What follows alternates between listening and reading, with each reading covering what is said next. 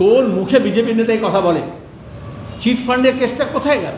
KD Singh তো শুধু অ্যালকেমিস্টের মালিক ছিলেন না, ঝাড়খণ্ডে এমপি থাকাকালীন তাকে মুকুল রায় মমতা ব্যানার্জি পশ্চিমবঙ্গে রাজ্যসভার এমপি করেছিলেন। এমন সব এমপি করেন যাদের মুখ লুকিয়ে রাখতে হয়, লোকসভা হোক বা রাজ্যসভার হোক। তারপরে দাঁড়িয়ে চিট ফান্ডের টাকা ঢুকেছে, এখানে প্রেস কনফারেন্স করে 2013 সালের সেপ্টেম্বর মাসে আমি বলি, তার আগে গৌতম দেব বলেছিলেন তৃণমূলের অ্যাকাউন্টে। আর এই জন্যই চিট ফান্ডের মামলা অতটা এগিয়েও তারপরে এগোলো না। কেন্দ্র সরকার এবং রাজ্য সরকার দুজনে মিলেই ওটাকে ধামাচাপার চেষ্টা করছে, কিন্তু মামলা তো চলছে। তাহলে অরূপ বিশ্বাসকে চিট ফান্ডের মামলায় তলব করা হয়েছে এই জন্যই, চিট ফান্ডের টাকা ঢুকেছে ইলেকশন ফান্ডে, যেমন ইলেকট্রাল বন্ড ঢুকেছে। 2, গরিব মানুষ হাহাকার যখন করেছে, মমতা ব্যানার্জি যা গেছে তা গেছে, কিন্তু কোথায় গেছে এখন বোঝা যাচ্ছে, তৃণমূলের ফান্ডে গেছে ইলেকশনের।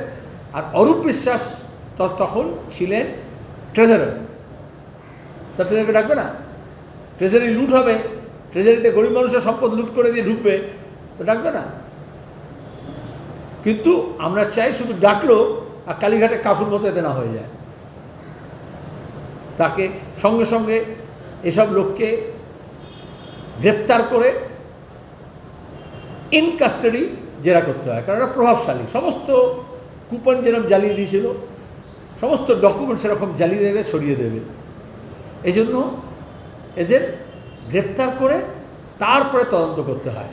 আর তা না হলে ডাকলে যা গেল, বাইরে বেরিয়ে এসে প্রেস কনফারেন্স করবে, তোমরা বলবে পুলিশ ব্যবস্থা করে দেবে প্রেস কনফারেন্সে, আর তার কথাগুলো তোমরা তারপরে প্রচার করবে, যেমন অভিষেক ক্ষেত্রে করেছে, যেমন শুভেন্দু ক্ষেত্রে করেছ।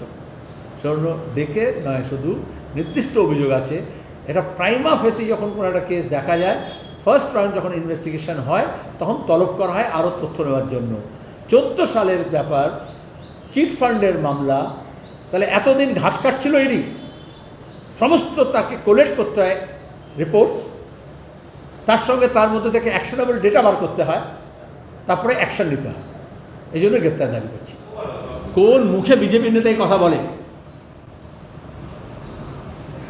রাজীব কুমারকে সিবিআই যখন লোকসভা নির্বাচনের প্রাক্কালে নির্দিষ্ট অভিযোগের ভিত্তিতে খুঁজছিল, তোমরা ওই সময় যারা তোমাদের সিনিয়র আছে তারা দেখবে, তাদের কাছে আগে SMS এসেছিল। সেদিন আমাদের ব্রিগেডের সামনে এসেছিল যে আমরা যাচ্ছি, রাজীব কুমার তৎকালীন পুলিশ কমিশনার কলকাতার, তার ওখানে রেড করতে। মমতাকেও দিয়েছে আর নিউজ এজেন্সিকেও দিয়েছে। কখনো কাউকে ধরতে রেড করতে এভাবে যায়? তাহলে গড়াপ কেস বোঝা যাচ্ছে না? তখন দিলীপ ঘোষ সভাপতি ছিলেন রাজ্যের বিজেপির, তখন কি লজিস্টিক ছিলেন? তখন মুখ থেকে কথা বলেনি কেন? আর তারপরে অমিত শাহের মাধ্যমে রাজীব কুমার তো প্রমোটেড হলো, তার কেসটা কোথায় গেল? চিট ফান্ডের কেসটা কোথায় গেল?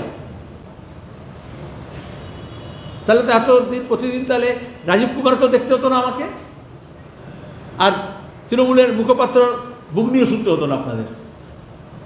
আর অনেকে MLA MP আছে, বিজেপি আর তৃণমূলের মন্ত্রী আছে, যারা জেলে থাকতো। এইখানেই তো সাঁতঘাট।